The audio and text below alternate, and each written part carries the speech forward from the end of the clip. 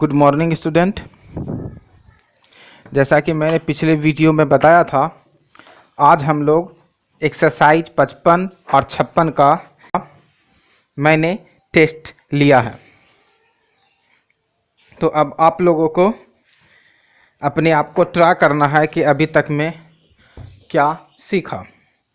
Exercise 55 और 56 में हम लोगों ने प्रेजेंट टेंस का वॉइस बनाने के लिए सीखा। अगला जो एक्सरसाइज है वो है एक्सरसाइज 57 और इसमें जो है हम लोग पास्ट टेंस का वॉइस बनाने के लिए सीखेंगे। तो अभी समय नहीं गवाते हुए हम लोग एक्सरसाइज 55 और 56 के टेस्ट को देखते हैं। पहला सवाल ये रहा, you are making a bad situation worse. ये हमारा क्वेश्चन है और नीचे इसके 4 ऑप्शन है। इन चारों में से कोई एक ही सही है, बाकी 3 गलत है। तो अब हम लोगों को इसका पता करना है कि कौन सा सही है और कौन सा गलत है। तो इस सवाल पर हम लोग जाते हैं। इस वाक्य में ऑब्जेक्ट क्या है? इस वाक्य में ऑब्जेक्ट है ए बैड सिचुएशन। तो इन चारों में हम ढूंढते हैं कि ए बैड सिचुएशन से कौन सा ऑप्शन शुरू हुआ है, वही हमारा आंसर होगा। पहला तो ए बैड सिचुएशन से स्टार्ट नहीं है, ये आंसर नहीं हो सकता है। दूसरा ए बैड सिचुएशन से स्टार्ट हुआ है, ये आंसर हो सकता है। तीसरे में आते हैं ए सिचुएशन, यहाँ से बैड को हटा दिया गया है, ये भी आंसर नहीं होगा। वर्सरिंग ए बैड सिचुएशन, ये भी आंसर नहीं होगा। यानी हमारे पास एक ही ऑप्शन है, a bad situation is being made worse by you, यही हमारा आंसर होगा, यही सही है। तो हम लोगों ने देखा कि मात्र एक नियम से हम लोगों ने इस सवाल को हल कर दिया। अगर वो 7 नियम आपको याद हैं तो आप वॉइस केवल एक बार देख के बता दोगे कि कौन सा आंसर सही है, कौन सा आंसर सही नहीं है। तो चलो एक बार फिर से ट्राई करते हैं अगले क्वेश्चन में। अगला क्वेश्चन ये रहा, सी टीचेज अस इंग्लिश। 7 रूल्स याद हैं? नहीं तो जाके पहले रूल्स याद करो। ये रहे 4 ऑप्शन। अब इन चारों में हम लोगों को ढूंढना है कि कौन सा सही है। पहला रूल्स क्या था?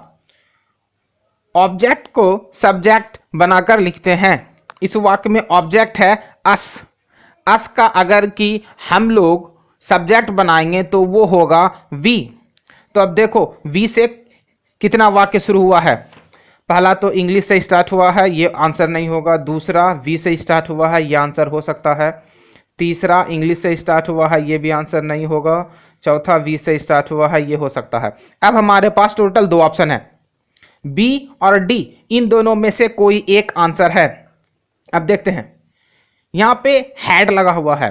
याद करो रूल्स क्या था, यदि वाक्य में हैज या हैव हो तो हैज बीन या हैव बीन का प्रयोग करते हैं। यहां पे तो हैज हैव या हैड कुछ भी नहीं है इस वाले वाक्य में, तो हैड बीन कहां से आ गया?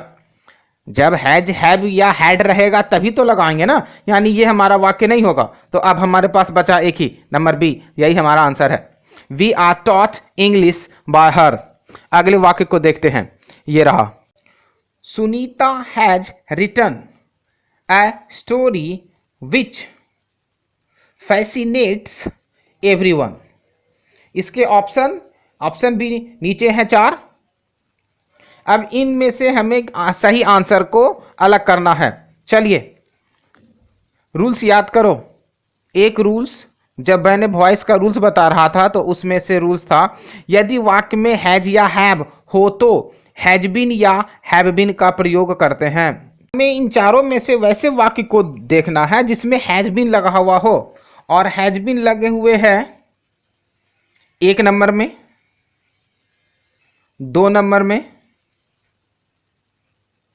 3 में भी नहीं है और 4 में भी नहीं है। यानी अब हमारे पास 2 ऑप्शन है, ए और बी। इन दोनों में से कोई एक आंसर होगा, क्योंकि हैज बीन दोनों में है। अब हम लोग एक नियम और था, वो नियम क्या था याद है? ऑब्जेक्ट को सब्जेक्ट बनाकर लिखते हैं। इस वाक्य में ऑब्जेक्ट क्या है? A story. अब हमारे पास 2 पॉइंट है, ए स्टोरी से शुरू होना चाहिए और हैज या हैव के साथ बिन लगा हुआ होना चाहिए, जो हमारा नंबर 1 में है। ए स्टोरी से स्टार्ट है और हैज बिन भी है, हमारा आंसर यही होगा। A story has been written by Sunita which fascinates everyone. अगले वाक्य में आते हैं, ये रहा।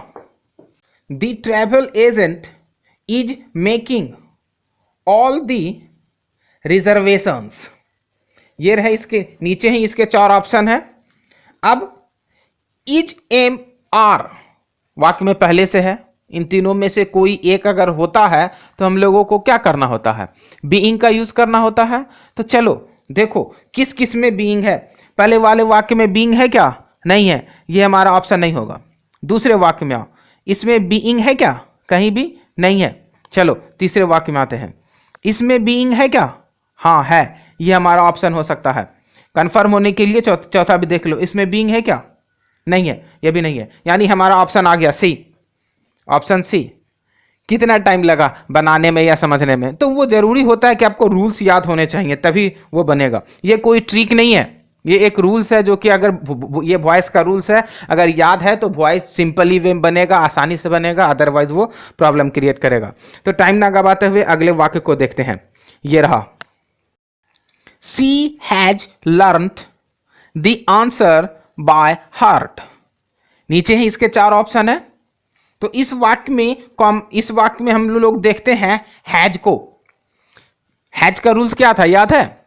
यदि वाक्य में हैज या हैव हो तो हैज बीन या हैव बीन का प्रयोग करते हैं। यहां तो हैज है तो देखो किसमें हैज बीन या हैव बीन लगा हुआ है। पहले वाक्य में हैज या हैव बीन है क्या? नहीं है, यह आंसर नहीं होगा।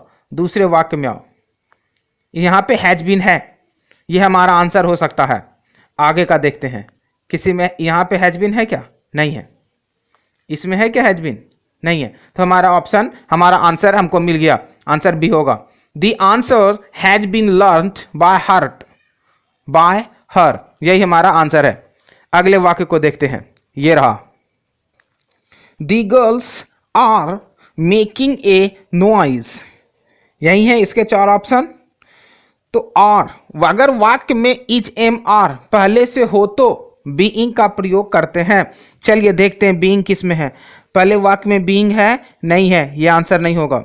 दूसरे वाक्य में बीइंग है? हाँ है, चलो ये ऑप्शन हो सकता है।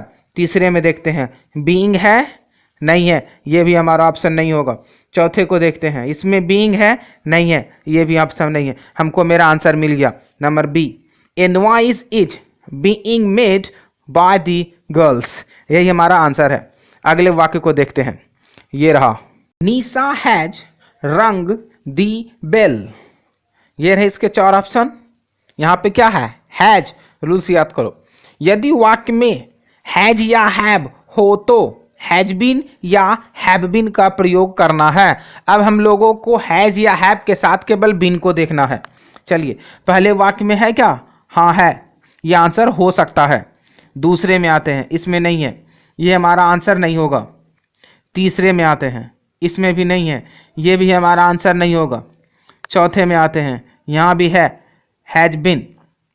चलिए तो अब हमारे पास ए और डी, इन दोनों में से किसी एक को सेलेक्ट करना है। नंबर डी में देखते हैं बीइंग। बीइंग कब लगता है? जब वाक्य में इज एम आर आर होगा तभी तो बीइंग लगाएंगे ना। या दूसरा शर्त हो सकता है, अगर वाक्य में पहले से बीइंग होगा तो भले बीइंग का ज्यों तक उतार देंगे। यहाँ इस वाक्य में ना तो पहले से बीइंग है और ना ही इज एम आर है, तो ये बीइंग गलत है, यानी ये हमारा आंसर नहीं होगा।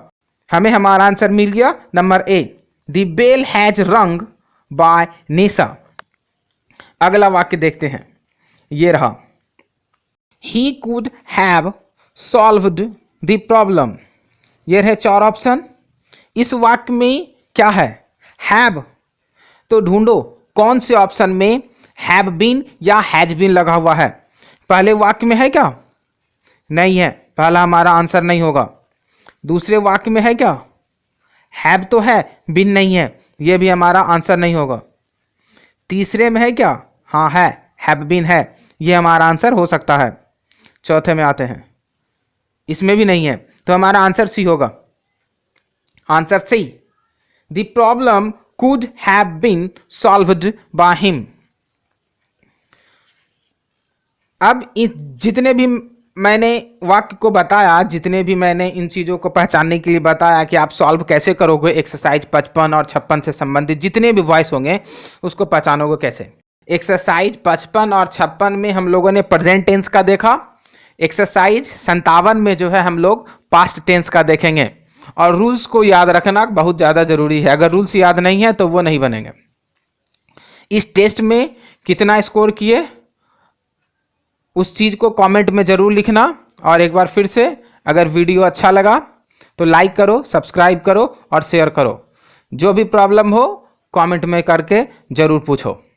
मिलते हैं अगले वीडियो में। 7 मिनट 7 नियम।